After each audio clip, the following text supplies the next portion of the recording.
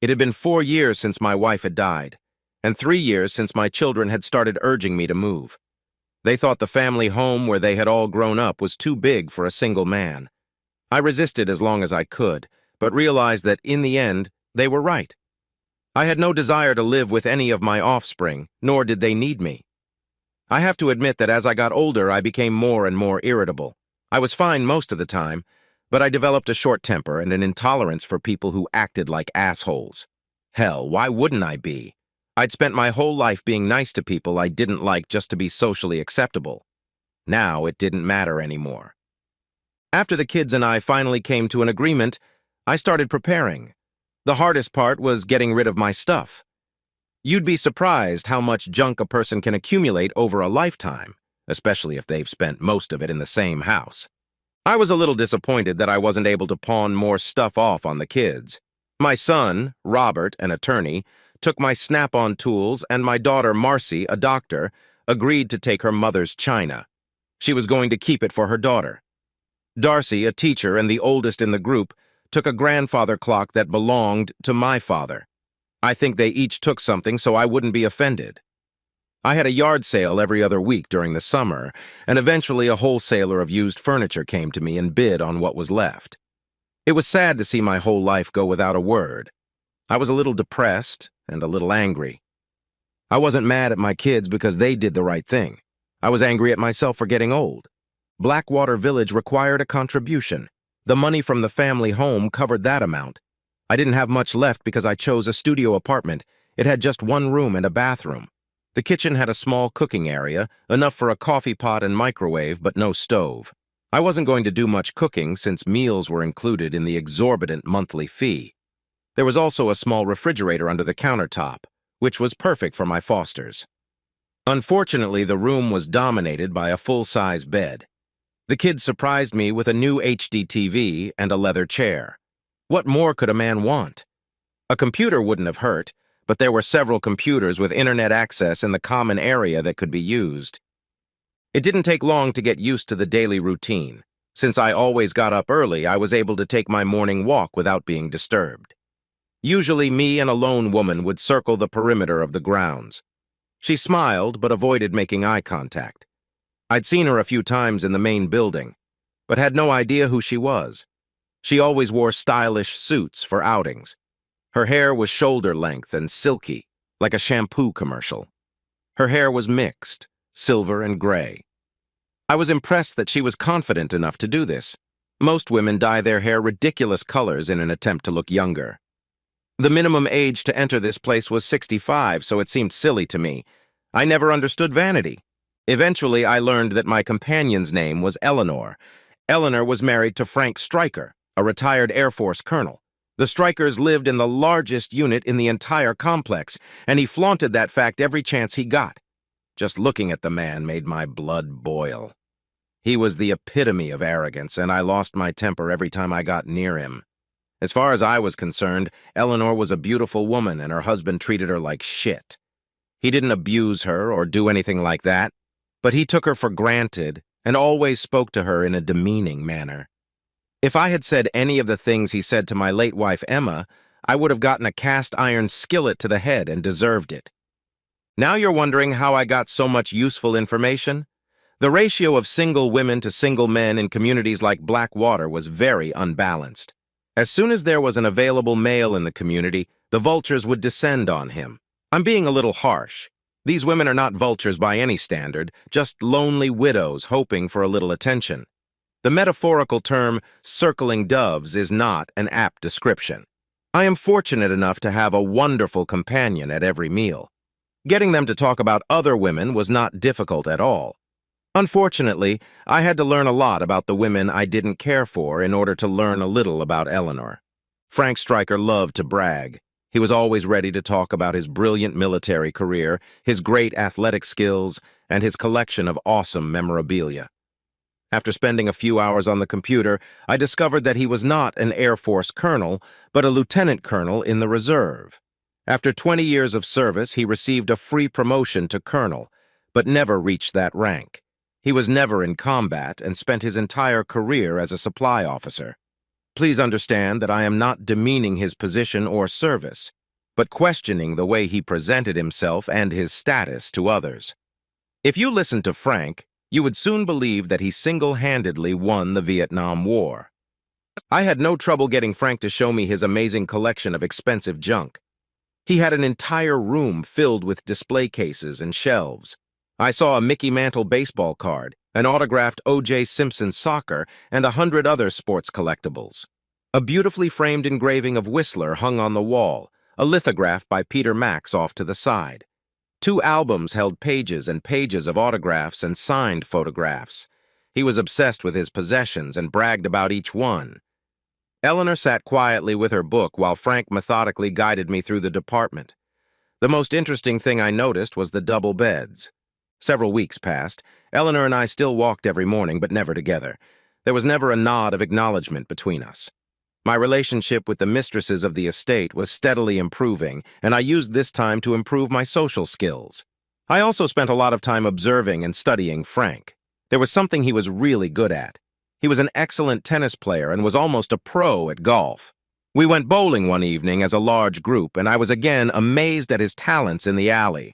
I looked for a weakness I could use to get closer to Eleanor, but I didn't find one. Evening time at the Blackwater stretched slowly. Most of the occupants watched television or a movie. There were usually a few card games going on, and some of the ladies were playing mahjong, which I never understood. Frank seemed to enjoy cribbage and, to my surprise, parcheesi. Emma and I spent many quiet evenings hunched over the parcheesi game board. It was deadly. I never realized how strategic the game was until my wife destroyed me over and over again. It took months, or should I say years, before I could get over her. On 2 occasions, I got so angry that I ripped a parcheesi board in half and threw it across the room. The next day, I would embarrassingly bring home a new one and apologize to Emma for being a turd. After the kids went home, we stopped playing for some reason. I don't remember why. The only thing I took with me of value was my first edition of Mickey Spillane's The Big Kill. It didn't cost much, but I kept it because I bought it new, and it was one of the few books I actually enjoyed reading. The grammar was terrible, and it was obvious they didn't have proofreaders in those days. It's amazing how many books he sold considering that.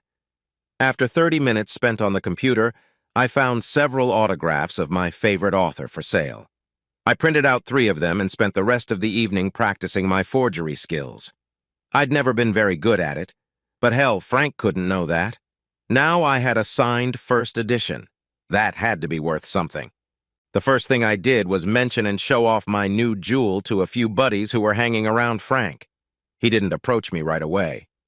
"Stanley, I understand you have a first edition of Mike Hammer's novel. I was wondering if I could take a look at it." I didn't say anything to the other guys about the signature on the cover of the book, but I made sure they saw it. "It would be my pleasure, Frank. I have had the book for over 40 years, and it is my pride and joy." The Colonel spent a good 5 minutes looking at the book. He checked to see if the spine was secure, read carefully the publisher's information on the front. Too bad he didn't know more about forged signatures. "That's a great piece, Stanley. Would you mind parting with it?" "Well, Frank, I don't need the money, but I might be interested in a trade or something. Why don't you think about it, and maybe you can think of something to entertain me?" I knew I had brought that book with me for some reason. It wasn't the best reason, but it did bring some excitement to a dull existence. Over the next few days, Frank tried to engage me in various activities at which he clearly excelled. He tried betting, but never said exactly what he was going to offer on his side. I was more interested in games than athletics.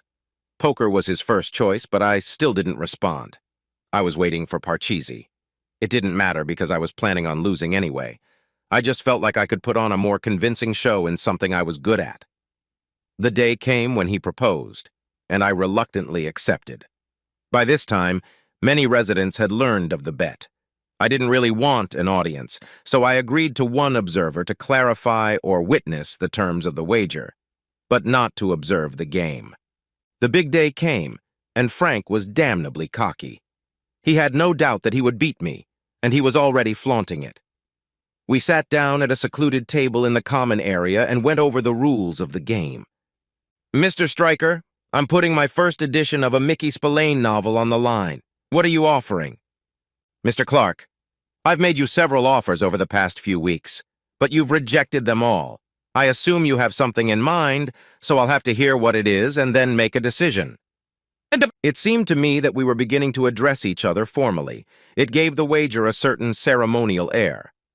I'm willing to bet my book against one evening with your wife, Eleanor. This elicited a certain reaction from my opponent. Not a violent one, but a marveled one. Without uttering a word, he expressed amazement at my boldness. Franks's friend, who sat with us to clarify the terms of the bet, was also a bit taken aback. That's just ridiculous. You don't seriously think I'd bet my wife against a silly book, do you? Charlie, would you mind leaving Mr. Stryker and I alone to discuss this like gentlemen? Charlie stood up and walked out, receiving a nod from the colonel. He walked across the room and was soon deep in conversation with the assembled group of watchers. My plan had worked perfectly. I didn't mean to upset you like this, Frank. What I'm proposing is innocent enough. All I want to do is invite Eleanor to dinner, without all the hush-hush and commitment. I'm going crazy in this place, and I need to get out for the evening. I've had dinner with every lady in this complex except Eleanor. She's the only one who can make it special for me. Just dinner, that's all. I promise, and I'll even let her pick the restaurant. Of course, you'll have to approve it and make sure she's okay with it. That's not a problem. She'll do whatever I tell her to do. When he made that statement, I realized I was doing the right thing. He didn't care about her. She was just another piece of property to him. Frank looked at Charlie and gave him a thumbs up. We were ready to start the game. Did you ever play a game as a kid where one person whispered some statement to another person and then it was passed down one by one to 10 or 20 people? By the time it got to the end, it was quite different than when it started. I was sure that the terms of our wager would come back to Eleanor in the same way. Now all I had to do was wait for the results. I could win or lose, but at least I had a chance. The game went as expected. Stryker was good, but not that good. I had 2 opportunities to block and get to the finish line, but I missed both. I was able to offer him the same situation, but he didn't even see it. We played twice as long as we should have. After the win, I handed him a book and congratulated him on a good game. The seed had been sown. I had a good night's sleep that night. The morning was beautiful, and I never felt better as I started my walk. Before I knew it, a furious Eleanor Stryker was blocking my path with her hands on her hips. Who the hell do you think you are, embarrassing me like this? I'm sorry, but this wasn't part of my plans. Did you really think I would agree to have sex with you just because my stupid husband lost a bet? The rumor chain worked just as I'd hoped. He said you'd do whatever he told you to do. What? That definitely threw the demure woman off balance. I wouldn't make up anything like that. I couldn't tell her I'd taken it out of context. When poor Frank said it, he was talking about dinner, not sex. It was to my advantage to make her think what she thought. Why would you bet such a valuable book on something you could never get? I'd put everything I have on the line to spend the evening with you. It wasn't hard. She was still furious, but seemed to be deep in thought. Turning to leave, she made a low, growling sound. Don't ever humiliate me like that again, you arrogant twerp. As Eleanor Stryker walked away, I wondered why she used the initials S.O.B. instead of just saying son of a bitch. I finally met the new woman of my dreams. Mildred Stubblebine became my companion for breakfast. She wasn't as talkative as usual, and an amused smile shone on her face for most of the meal. You have something on your mind, Mildred. What is it, exactly? She leaned across the table and chuckled lightly. Stanley, were you really going to do that? If you won the game, were you going to have sex with her? Shame on you. Why would you ask me that? We all had our fingers crossed. We were rooting for you to win. Why? We thought it would be good for her. She needs some attention. I think you're a bunch of dirty old women. I smiled broadly when I said that. Besides, a gentleman never tells. I grabbed the last triangle of toast and winked at Mildred as I left the table. It was nice to have the ladies support my campaign. As I left, Mildred was beaming from ear to ear. She now had enough information to monopolize the conversation in Blackwater all day. I hardly saw Frank that morning. I skipped lunch and took the shuttle bus to Walmart. I had a few things to buy, and I was trying to avoid more questioning as I had with Mildred earlier. Everything was fine now, but it would be easy to mess up. I made dinner on the TV and watched a couple of movies in my room before going to bed. It was already 11 o'clock when I heard a faint knock on the door. Standing in the doorway was Eleanor Stryker with a concerned expression on her face. I stepped aside and let her enter, standing in just my boxer briefs. The only light in the room came from the hallway and the red glow of the clock. I closed the door just as she threw off her robe and climbed into my bed. Not a word was spoken between us. At 3 o'clock in the morning, the light from the hallway hit my eyes again. My overnight guest had left as quietly as she had come. The 4 short hours we had spent together had been glorious. And the fact that we didn't say anything the entire time made them even better. I slept through breakfast and was surprised by a visit from my 3 ladies with Danish, juice, and hot coffee. They didn't say anything either, just smiled. I was still in my boxers. No one talked about my relationship with Eleanor. She visited me at least twice a week. My door was never locked. The Colonel seemed to calm down a bit. The bravado was gone. He spent more time on the golf course, sometimes playing 2 rounds a day. We didn't talk much anymore. His circle of friends seemed to get smaller and smaller each week. About 6 months after our Parcheesi game, Frank Stryker died of a heart attack while playing golf in Bermuda. 2 buses brought us to Colonel Stryker's military funeral at Indiantown Gap. I tried to remain inconspicuous. Eleanor sat in the front with her 2 sons and daughter. The sons seemed to be as arrogant as their father. The daughter looked like she had a broomstick shoved up her ass and sucked lemons for breakfast. It was sad to see such an elegant lady have such assholes as a child. I was thankful I didn't have the same problem. Frank Stryker's sons wasted no time loading his collectibles into their cars. The daughter seemed to have no interest in any of these things. She spent all her time with Eleanor. I only had to watch from afar. That evening, Eleanor did not come to the dining room. When I heard a knock on the door, I knew immediately that it wasn't my mistress. She was already used to just walking in. The lemon-sucking, brown-haired woman stood there, not smiling. "Stanley Clark, I'm Norma Stryker, Eleanor's daughter. May I have a moment of your time?" I was afraid to tell her no. "I'm trying to get my mother's affairs in order before I go home. There are a few things left to take care of." "Would you like a beer?" I was taken aback when she nodded yes, and even more so when she started drinking from the bottle. My money-hungry brothers have left with their loot, and I'm left to clean up the mess.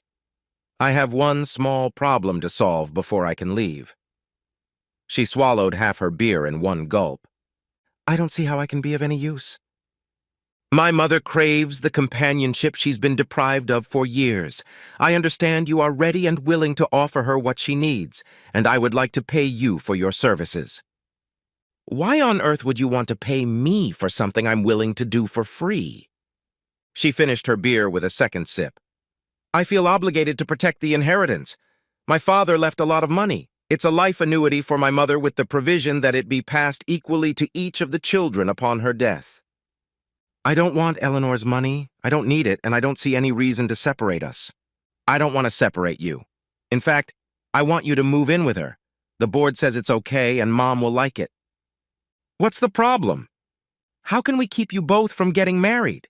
If you marry her, things could get very messy, and it would only benefit the lawyers." "What's your solution?" "I want to hire you as a permanent companion for my mother. You can live together as husband and wife, but you will actually be an employee, not a husband. You'll have limited power of attorney, so you can make medical decisions and such, but you won't have legal marital rights." "What kind of salary are we talking about?" "I'll pay your monthly dues here in Blackwater, and I'll give you an open credit card so you can entertain Mom, like going to movies, restaurants, and the like. You can use your pension for whatever you want. You can also sell your condo. As I understand it, you will get 90% of the original price when you resell it." It all seemed pretty damn mercantile. I guess it made sense from a financial standpoint, but for me personally, it stunk to high heaven. "I'm sorry, Norma. I appreciate your offer, but it's impossible. I love Eleanor, and I really want to spend the rest of my time with her. It's been difficult for me since my wife's death. I didn't think I would ever find someone to replace her. Your mother does. but I won't let our relationship be jeopardized over money. I'll gladly sign a prenup or something, but I will not be bribed under any circumstances.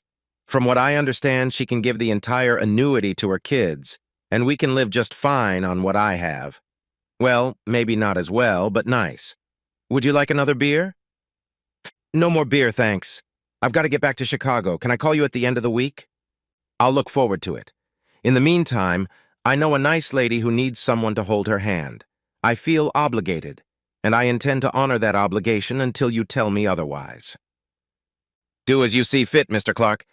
I think she's waiting for you. Norma didn't call back. Eleanor and I no longer had to hide in the shadows. We spent most nights in her cell block. We used mine from time to time just for a change. We were accepted as a couple and were comfortable in each other's company. 2 or 3 times a month I had lunch with one of the guys. I never said anything about Eleanor because I didn't want them to think I was trying to replace their mother. It was easier that way. I was proud of the fact that I didn't feel any guilt toward the kids for visiting me. They had their own lives and their own families. I felt it was important not to disrupt them. Thanksgiving was approaching, and my children did not fail to invite me to Marcy's house to spend it with everyone. I wanted to spend the day with Eleanor, so I simply told them, thanks, but no thanks. Eleanor took a little offense at me for not coming to terms with my family and introducing her to them. At one point, she hinted that I was ashamed of her. That's when I realized I had to open up the relationship. The first call I made was to Robert. I never took advantage of the fact that Robert was a lawyer. I felt it was unseemly. I decided I had to make an exception. He was thrilled with Eleanor and convinced me that his sisters would be thrilled too. He, like me, thought prenups were rude, but in this case, they were necessary. It only took him a few days to draw up papers completely protecting all of Eleanor's property from me, regardless of our relationship. That year, Christmas was spent at Robert's house. Eleanor gave me a first edition of a Mickey Spillane novel, and I gave her an engagement ring. Her acceptance into the family was unanimous. We were married in March of that year in the community room at Blackwater. Norma came to the wedding, but her brothers did not show up. I gave her a copy of the prenup, and with a wink she handed it back to me.